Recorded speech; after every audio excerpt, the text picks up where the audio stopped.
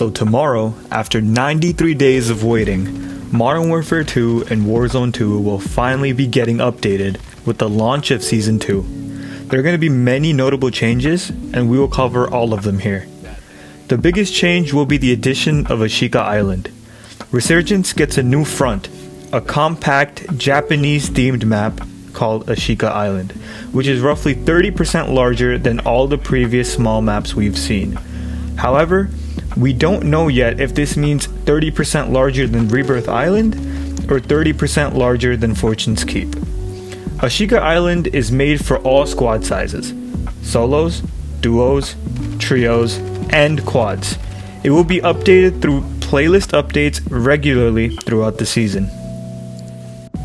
The newest feature in Ashika Island will be Restore Honor. Now, when players are eliminated in Resurgence, they will drop dog tags.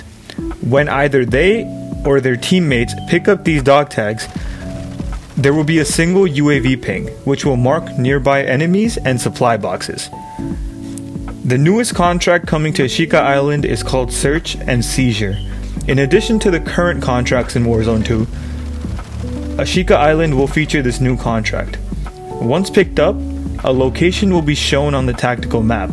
Operators must go to the location and reclaim a stolen vehicle, either an SUV or a patrol boat, from the Shadow Company. The Shadow Company is going to be the newest form of AI. Neutralize the Shadow Company forces until they drop a key. Pick up this key, and then reclaim the vehicle to complete the contract.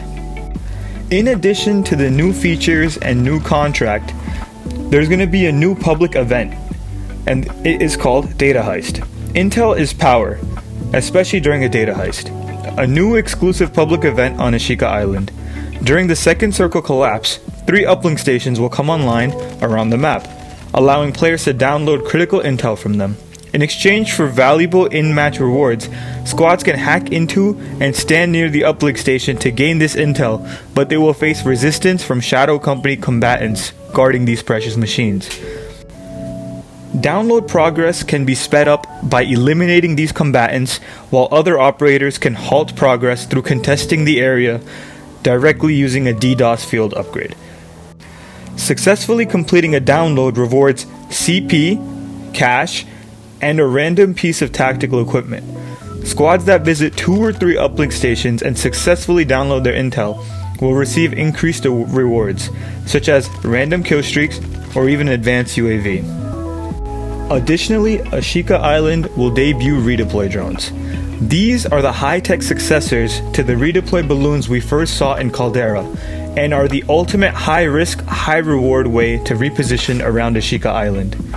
Using these drones will allow operators to move around the map very quickly. Enemies can shoot down these redeploy drones at any given time with lock-on missiles, and they are too expensive for an operator to replace. So instead, new drones will fly in after a short time if there is an available safe location to hover over. This might not be too popular, but there will also be a new AI combatant on Ashika Island. Till now, AIs were all about dealing damage from a distance. However, this new AI, called the Rusher, will move faster than the old ones and will be way more agile. The downside is that he will only carry a pistol and a short sword.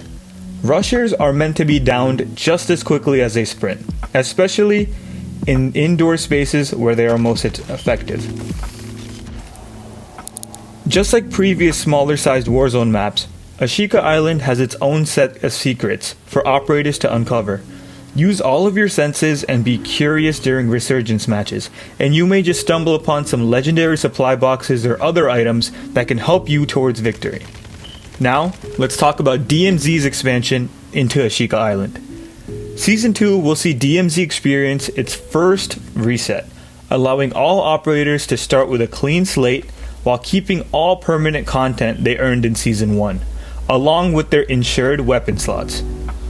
A new faction, known as the Crown, will add additional intrigue alongside a refresh of familiar missions and their rewards, granting operators new permanent unlocks like operator skins and weapon blueprints, as well as contraband. Operators will be able to complete missions either back in Al Mazrah, within Building 21 if they have the keycard access, or by infiltrating Ashika Island. Just like the chemist in Season 1, Season 2 of DMZ will feature a new boss. This boss will be called the Bomb Maker. The Bomb Maker's location is currently unknown, but operators will be able to find him somewhere on Ashika Island. He holds a new weapons case for Season 2, which contains all permanent rewards for operators to flaunt within and outside of DMZ. In addition to Ashika Island and DMZ changes, new additional features will pertain to the Gulag, backpacks, and perk packages.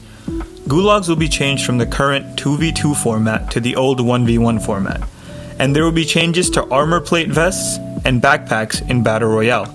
Additionally, customizable perk packages will be available for loadouts. Overall, I think this update is a step in the right direction. The company is adding more weapons, more maps, and more content for people to absorb. Frequent changes and updates to the game like this will keep the game feeling fresh. Like, look at Fortnite for example. They get weekly or bi-weekly updates, which keeps the player base in the mix.